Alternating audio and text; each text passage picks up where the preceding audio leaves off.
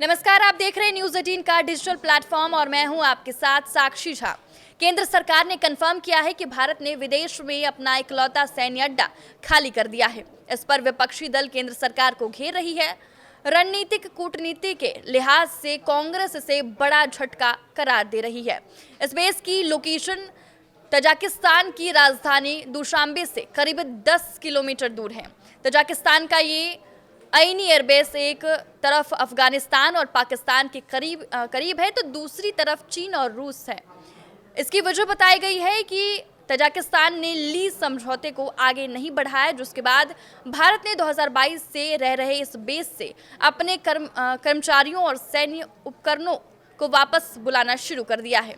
जिस एयरबेस की बनाने और चलाने में भारत 20 साल से मदद कर रहा था, उसे अचानक बंद क्यों किया गया, ये बड़ा सवाल है। और कांग्रेस ने सरकार पर निशाना साधते हुए कहा है कि आईनी एयरबेस अद्वितीय संग्रहालय के करीब है, जहां सबसे आकर्षक और प्रमुख कलाकृतियों में से एक निर्वाण युद्ध की प्रतिमा मौजूद है। इसके बारे में माना जाता है कि वो 1500 साल से भी ज्यादा पुराना है। आईनी एयरबेस के लिए भारत सरकार ने साल 2002 से मदद शुरू की थी। इसने भारत को पाकिस्तान पर रणनीतिक बढ़त दिलाई थी और मध्य एशिया में दबदबा बढ़ा। हालांकि दोनों देशों के बीच 2022 में द्विपक्षीय समझौता समाप्त होने के बाद भारतीय सेना वापस हो गई। क्या वजह इतनी सी है? भारत ने सेंट्रल एशिया में अपनी सबसे रणनीतिक सैन्य मौजूदगी को खत्म कर दिया है। भारत तजाकिस्तान के आईनी एयरबेस से औपचारिक रूप से ऑपरेशन खत्म कर रहा है। वहीं 2002 से संचालित ये एयरबेस भारत के लिए अफगानिस्तान और पाकिस्तान पर नजर रखने का अहम ठिकाना था। सरकारी सूत्रों के मुताबिक ये फैसला भारत और तजाकिस्तान के बीच हुआ द्विपक्षीय समझौता 2022 में समाप्त होने के बाद लिया गया। इसके साथ ही भारतीय वायुसेना और सेना के अधिकारी और अन्य उपकरण पूरी तरह वहां से हटा दिए गए। आईनी एयरबेस, जिसे गिस्सार मिलिट्री एरोड्रोम भी कहा जाता है, तजाकिस्तान की राजधानी दुशांबे से पश्चिम में करीब 10 किलोमीटर दूर स्थित है।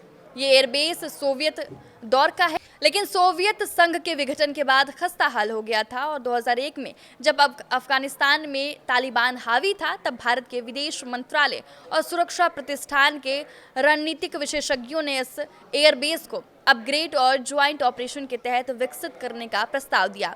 तत्कालीन रक्षा मंत्री जॉर्ज फर्नांडिस ने इस प्रोजेक्ट को जोरदार समर्थन दिया। वहीं एनएसए अजीत डोभाल और पूर्व air chief marshal BS Dhanoa ने इस रणनीतिक ठिकाने को स्थापित करने में महत्वपूर्ण भूमिका निभाई। रिपोर्ट्स के मुताबिक भारत ने आईनी एयरबेस के डेवलपमेंट पर करीब 100 मिलियन अमेरिकी डॉलर यानी लगभग 830 करोड़ रुपए खर्च किए।